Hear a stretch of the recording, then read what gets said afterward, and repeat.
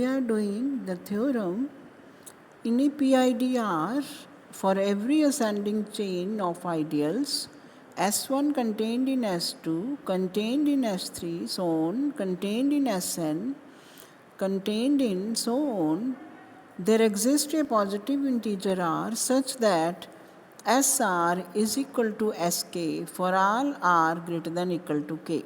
That is, in a PIDR, every ascending chain of ideals must terminate after finite number of steps.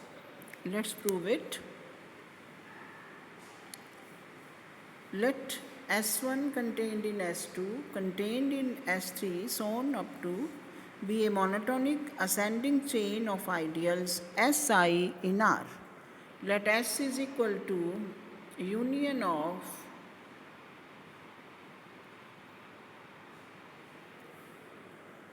Si over I.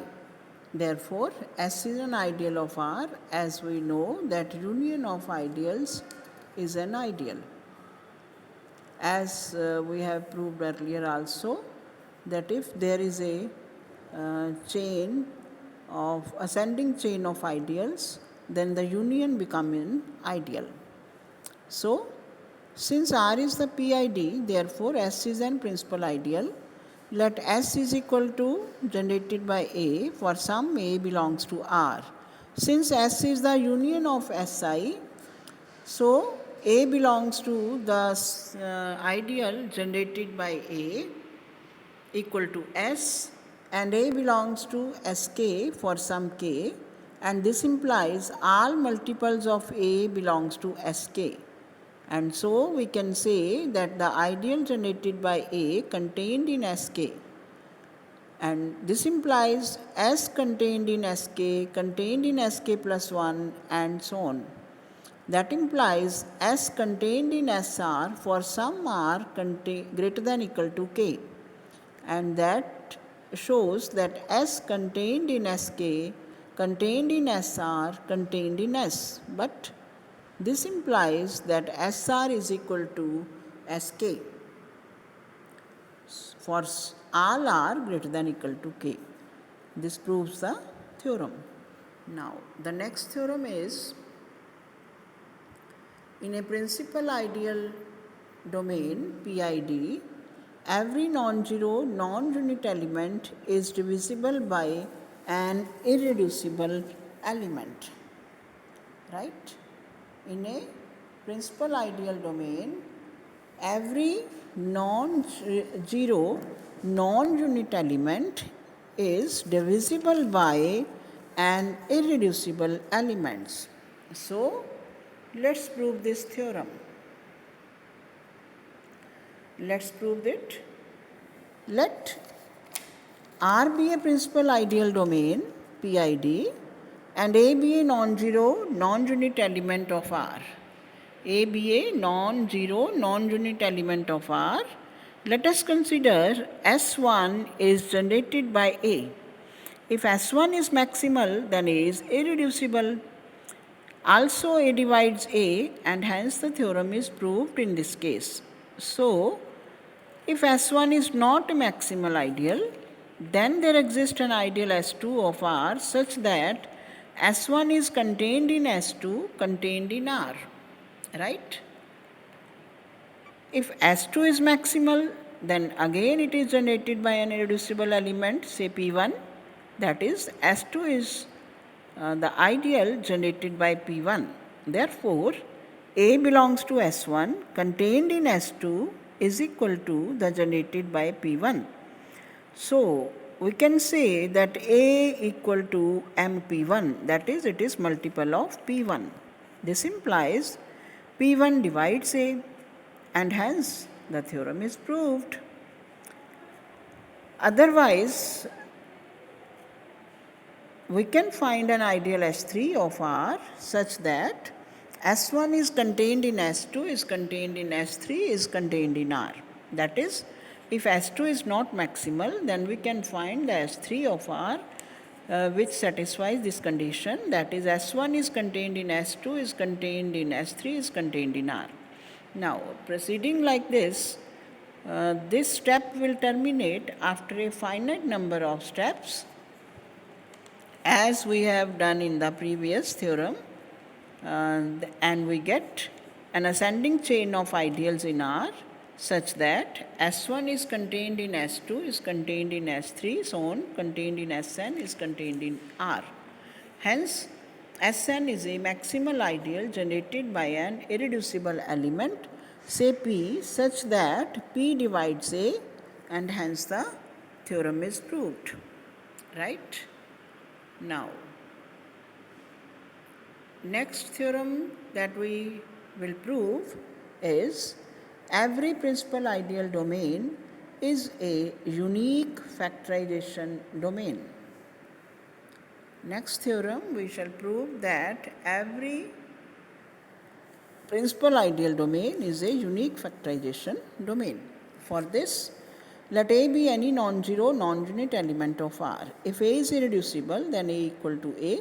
Therefore, A can be expressed as a finite product of irreducible elements. If A is not irreducible, then there exists an irreducible element P1 such that P1 divides A. This implies A equal to A1 P1 for some A1 belongs to R. Here, if A1 is irreducible, implies A is expressible as finite product of irreducible elements. If A1 is not irreducible, we claim that A1 is not equal to 0 and A1 is a non-unit element. Okay. This is so because A1 equal to 0 implies A equal to 0, which is not possible because A is non-zero. Also, if A1 is a unit element, then A equal to A1 P1, that implies A and P1 are the associates, and this implies A is irreducible because P1 is irreducible, but A1 is not irreducible. Again, for non-zero non-unit element A1 which is not irreducible, there exists an irreducible element P2 such that P2 divides A1. This implies A1 is equal to A2 P2 for some A2 belongs to R. Therefore, we have A equal to A2 into P1 P2. Right? We have A equal to A2 into P1 P2. If A2 is irreducible, we stop. Otherwise, we continue as before to express A2 is equal to A3 into P3, where P3 is some irreducible element and A3 is some non-zero non-unit element of R. Proceeding in this way, we get an ascending chain of ideals, that is, the ideal generated by A is contained in the ideal generated by A1, contained in the ideal generated by A2, contained in the ideal generated by A3, and so on. Thus, ascending chain of ideals must terminate after a finite number of steps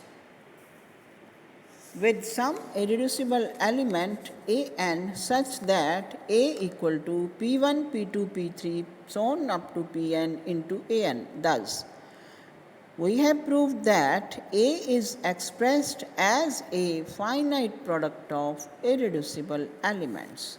Now, let's prove the uniqueness.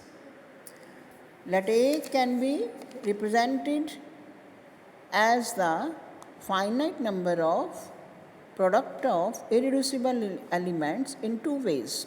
So, let A equal to P1, P2, P3, so on up to Pn, and it is also equal to Q1, Q2, Q3, so on up to Qm. Right? Therefore, P1, P2, P3 up to Pn equal to the product Q1, Q2, Q3 up to Qm. Or we can write it as P1 into